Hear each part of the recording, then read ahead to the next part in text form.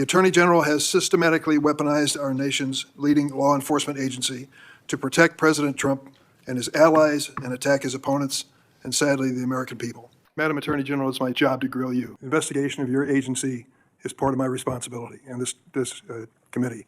You may not like the experience, but others have weathered the storm and answered questions in a respectful manner. Were you consulted by the White House before they deployed National Guard troops to cities in the United States? I am not going to discuss any internal conversations with the White House. You won't even say whether you talked to the White House about this? I am not going to discuss any internal conversations with the White House with you, Ranking Member. I noticed that. What's the secret? Why do you want to keep this secret? The American people don't know the rationale behind the deployment of National Guard troops in my state. The word is, and I think it's been confirmed by the White House, they are going to transfer Texas National Guard units to the state of Illinois. What's the rationale for that? Yeah, Chairman, as you shut down the government, you voted to shut down the government, and you're sitting here, our law enforcement officers aren't being paid. They're out there working to protect you.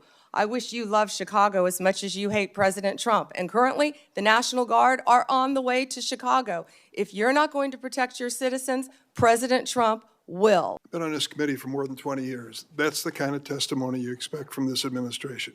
A simple question as to whether or not they had a legal rationale for deploying National Guard troops becomes grounds for a personal attack. I think it's a legitimate question. It's my responsibility. She refuses to answer as to whether she had any conversation with the White House about deploying national troops to my state. That's an indication, I'm afraid, where we are politically in this place. There's been public reporting that Jeffrey Epstein showed people photos of President Trump with half-naked young women.